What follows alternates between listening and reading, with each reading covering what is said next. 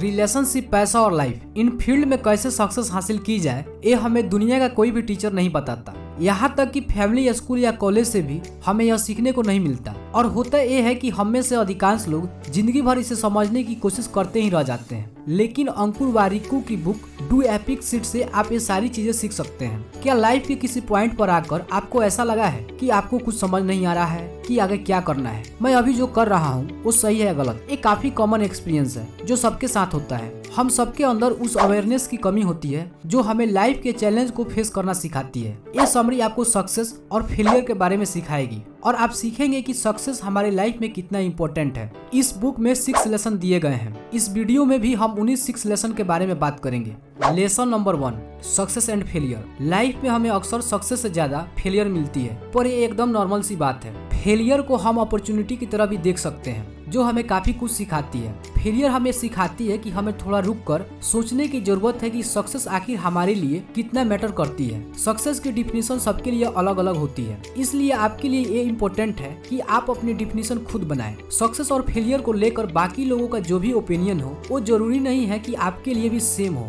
लेकिन जब आप अपने बनाए हुए रास्ते से सक्सेसफुल होंगे तभी आपको असली खुशी फील होगी। दूसरे लोग ना सिर्फ आपकी सक्सेस बल्कि आपकी वैल्यू को भी गलत समझते हैं। यहाँ लोग हमेशा दूसरों को नीचे दिखाने में लगे रहते हैं, इसलिए लोग क्या सोचते हैं उन्हें सोचने दीजिए। वो आपको कैसे ट्रीट करते हैं उसके बेसिस पे अपनी सेल्फ वर्थ डिसाइड मत करें। दुनिया में अगर बुरे लोग हैं तो अच्छे भी हैं, कोई ना कोई आपकी वैल्यू जरूर करेगा। इसलिए सबसे पहले आप खुद की वैल्यू करना सीखें। इंसान अपने 20 से 30 की उम्र में काफी कुछ सीख सकता है, फेल भी हो सकता है, क्योंकि सीखने की सबसे अच्छी उम्र यही है। आपको भी अपने 20 से 30 की उम्र में कोई ना कोई स्किल जरूर सीखनी चाहिए, क्योंकि 40 तक आते आते आपकी लाइफ स्टेबल हो चुकी होगी। कुछ लोग तो ऐसी ऐसी गलतियां कर देते हैं कि वे 40 तक भी स्टेबल नहीं हो पाते हैं। सबसे बड़ी गलती होती है ऐसी पढ़ाई को चूज करना जिसमें आप अच्छे नहीं थे। किसी चीज में अच्छा होने का मतलब है कि इससे आपको खुशी मिले, और ये पता करना कि आप किस फील्ड में अच्छे हैं, इसके लिए थोड़ा एफर्ट लगाइए। फिर उसी फील्ड में हायर एजुकेशन लीजिए। हम में से अधिकांश लोग अपनी एजुकेशन कंप्लीट करके 20 से 25 की उम्र में जॉब कर लेते हैं और वहीं बंधे रह जाते हैं, और जब 60 के एज में जाते हैं और पीछे देखते हैं तो उन्हें पता चलता है कि मैं तो कुछ किया ही नहीं, बस एक ही काम में पूरा लाइफ गुजार दिया। इसलिए थोड़ा समय लेकर ये पता कीजिए कि आपका इंटरेस्ट किस फील्ड में है, और ये पता करना बिल्कुल आसान है। आप इमेजिन कीजिए आपके ऊपर कोई फैमिली का प्रेशर नहीं है, समय का कोई लिमिट नहीं है कि बस आपको 2 से 3 साल में जॉब लेना है तो लेना है। आपके ऊपर किसी भी प्रकार का कोई प्रेशर नहीं है, ना फैमिली ना समय। तो आप क्या करेंगे? अधिकांश लोगों का जवाब होगा मुझे क्रिकेटर बनना है, मुझे एक्टर बनना है, मुझे तो बिजनेसमैन बनना है। अब सिंपल सी बात है कि आपको इसी फील्ड में अपना करियर बनाना चाहिए। अब आप कहेंगे कि फैमिली का क्या होगा, मेरे हालात तो बहुत बुरे हैं। देखिए, जिन्हें करना होता है वे कर लेते हैं, वे कभी फैमिली या किसी भी प्रकार के हालात का रोना नहीं रोते। क्या आपने किसी इंटरव्यू में MS धोनी, शाहरुख खान, अडानी, इन लोगों को हालात का रोना रोते हुए सुने हैं? शायद नहीं। इसलिए आपका जिस फील्ड में इंटरेस्ट हो उसी फील्ड में जाइए। Number 2, habits. सिंपल शब्दों में कहे तो हैबिट्स यानी आदतों में वो चीजें आती हैं जो हम रेगुलर करते हैं। आपकी हैबिट्स आपकी पर्सनल डेवलपमेंट को डिसाइड करती है। अपने अंदर अच्छी हैबिट्स डेवलप करने के बहुत फायदे हैं। ये आपके लिए अपॉर्चुनिटी के दरवाजे खोलती है, जबकि वही बुरी आदतें आपके इम्प्रूवमेंट के चांस को बर्बाद कर देती है। वैसे तो इम्प्रूवमेंट भी अपने आप में एक हैबिट है। अपने लिए टारगेट सेट करने के बजाय आपको हैबिट डेवलप करने पे फोकस करनी चाहिए, क्योंकि टारगेट पूरा होने के बाद आप कंफर्ट जोन में चले जाते हैं। फॉर एग्जाम्पल, आपका टारगेट है बिजनेस में ग्रो करना, तो इसके लिए आपको सेल को इम्प्रूव करना होगा, लेकिन आप अपने कस्टमर को डेली एक ग्रेट एक्सपीरियंस प्रोवाइड कराने की हैबिट डाल लेंगे तो आपकी सेल ऑटोमेटिक बढ़ जाएगी और ये लॉन्ग टर्म तक चलेगा। यहाँ पे ऑथर कुछ हैबिट बताते हैं जिन्हें आप डेवलप कर सकते हैं। नंबर 1, आप सुबह उठने के 1 घंटा बाद क्या करते हैं ये पूरे दिन का दिशा तय करता है। इसलिए सुबह में 1 घंटा मेडिटेशन और एक्सरसाइज करने की आदत को डाल लीजिए। रात को सोने से पहले अगले दिन का प्लान तैयार कर लें। सोशल मीडिया को पूरी तरह अवॉइड तो नहीं किया जा सकता, बट कम जरूर की जा सकती है। सोशल मीडिया पे राइट लोगों को फॉलो करें, इससे आपको नए एक्सपीरियंस और अपॉर्चुनिटी मिलेगी। अपना माहौल सेट करें। आपका माहौल आपके काम की क्वालिटी को काफी हद तक इन्फ्लुएंस करता है। जो लोग अपने बेड पर बैठकर काम करते हैं उनकी प्रोडक्टिविटी लेवल पर इसका असर पड़ता है। इसलिए कोई भी काम करना हो तो टेबल पर बैठकर करें। अगला पॉइंट है अवेयरनेस। अवेयरनेस बेहद इंपॉर्टेंट होता है, खासकर जब आपको डिसीजन लेना हो। अपने सिचुएशन के बारे में अवेयर होना कॉन्फिडेंट होने से ज्यादा इंपॉर्टेंट होता है। आपको ये श्योर करने की जरूरत नहीं है कि आपका डिसीजन सही है, लेकिन आपको ये पता होना चाहिए कि आपको डिसीजन की जरूरत है या नहीं।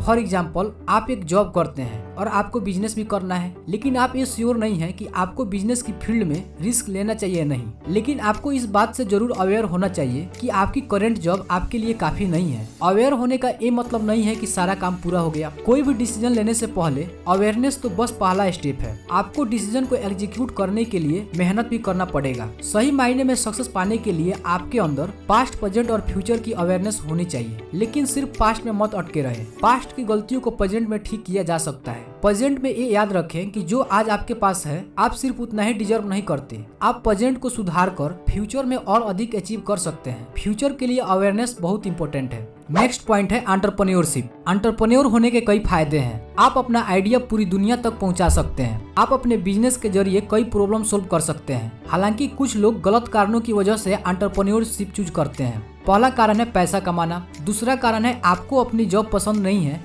इसलिए आप खुद का बिजनेस करना चाहते हैं। तीसरा कारण है कि आप बिजनेस इसलिए करना चाहते हैं कि बाकी लोग भी बिजनेस कर रहे हैं, लेकिन बाहरी कारणों की वजह से बिजनेस मत शुरू कीजिए।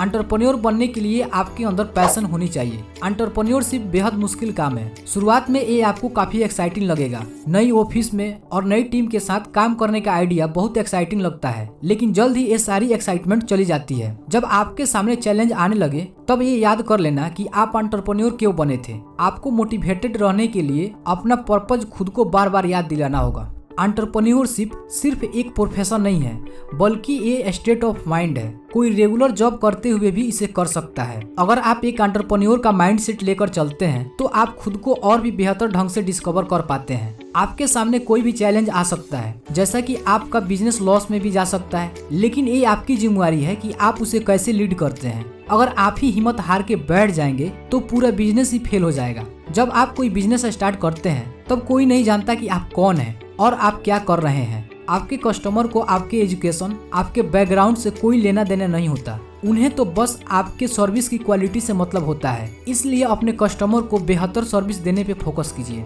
एंटरप्रेन्योरशिप अपने आप में एक बड़ी फील्ड है। यहाँ ऑथर ये बताने की कोशिश कर रहे हैं कि आप घिसे पीटे रास्ते छोड़ के बिजनेस के फील्ड में भी जा सकते हैं। नेक्स्ट पॉइंट है मनी। हम में से अधिकांश लोग कैपिटलिस्ट सोसाइटी में रहते हैं, इसलिए अधिकांश लोगों की लाइफ पैसे के आसपास घूमती है। लेकिन इतने मनी माइंडेड होने के बावजूद बहुत कम लोग हैं जो पैसे को सही तरीके से समझ पाते हैं। पैसे को लेकर कुछ गलतफहमियां हैं जो हम हमेशा से सुनते आए हैं। पहला तो ये कि सेविंग बहुत इंपॉर्टेंट होती है। अगर ध्यान से देखें तो सेविंग का मतलब है धीरे धीरे पैसे को खर्च करना। पैसे को सेव करने का एक ही तरीका है और वो है इन्वेस्ट करना। लेकिन हम इन्वेस्ट करते समय बहुत डरते हैं। ये हमारा लास्ट ऑप्शन होता है। हमें लगता है कि 20 की उम्र मौज मस्ती की होती है, इसलिए इस उम्र में लोग सेविंग के बजाय ज्यादा पैसा खर्च करते हैं। फिर 30 की उम्र में हमें लगता है अब सेटल होने का टाइम आ गया है, यानी शादी। जब तक हम 40 के होते हैं हमारी सारी सेविंग खत्म हो चुकी होती है। रियल में 18 की उम्र इन्वेस्टिंग के लिए बेस्ट है। इस समय अगर कभी पैसे का लॉस हो भी गया तो हमारे पास इतना समय होता है कि हम दोबारा कमा सकते हैं। इस टाइम कोई जिम्मेवारी नहीं होती है। आप अपनी इनकम जैसे चाहे वैसे इन्वेस्ट कर सकते हैं। अगर आपकी इन्वेस्टमेंट सक्सेसफुल हुई तो कुछ ही सालों में आप अमीर बन सकते हैं। हम इन्वेस्ट करते समय एक बड़ी गलती ये करते हैं कि हम इस पर कुछ ज्यादा ही फोकस कर बैठते हैं। हमारा फोकस सिर्फ ज्यादा से ज्यादा रिटर्न पर रहता है।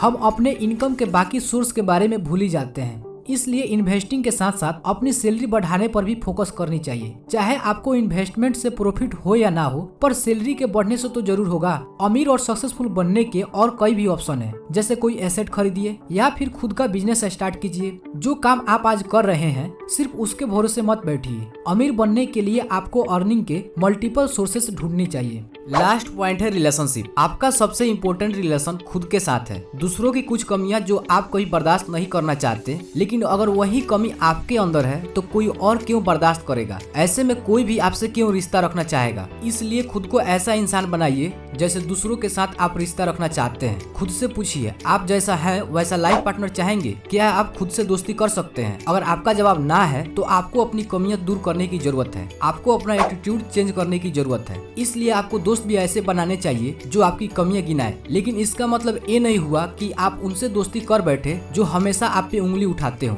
आपको ऐसे दोस्त की जरूरत है जो आपकी गलतियां बताए, ताकि आप उन गलतियों को सुधार सके। कई बार जब कोई हमारी कमी बताता है तो हमारा ईगो हर्ट हो जाता है। बदले में हम भी उनकी कमियां गिना देते हैं, लेकिन ये बदले की भावना रखना गलत है। इससे आपको कोई बेनिफिट नहीं होगा। बदला और जलन इंसान के मन के सुकून को छीन लेते हैं। किसी ने आपको सिर्फ एक बार हर्ट किया, लेकिन उससे बदला लेने के चक्कर में आप 100 बार खुद को हर्ट करते हैं। दोस्ती में एक दूसरे की रेस्पेक्ट करना भी बेहद जरूरी है, बल्कि लाइफ के हर रिलेशनशिप में रेस्पेक्ट जरूरी है। जिस रिश्ते में प्यार और सम्मान ना हो वो ज्यादा दिनों तक नहीं टिक सकता। लेकिन याद रहे, रेस्पेक्ट ऐसी चीज है जो हमें कमानी पड़ती है। इसलिए ये कभी मत सोचिए कि लोग आपके पैसे या रुतबे की वजह से आपको रेस्पेक्ट देंगे। चाहे आप किसी कंपनी के सीईओ क्यों ना हो, आपके वर्कर्स आपके वर्क एथिक्स की वजह से आपको रेस्पेक्ट देते हैं, ना कि आपके पोजीशन की वजह से। अक्सर हम लोगों से मिलते समय उन्हें रेस्पेक्ट नहीं देते हैं। हमें लगता है कि वे इसी लायक हैं, लेकिन ये निगेटिव एटीट्यूड है। दुनिया में कोई बेकार नहीं है, हर किसी की अपनी वैल्यू है। हर वो इंसान जिसकी लाइफ आपसे अलग है वो आपको कुछ न कुछ वैल्यूएबल सिखा सकता है, लेकिन इसके लिए आपको खुले दिमाग का नजरिया रखना होगा, तभी आप कुछ उनसे सीख पाएंगे।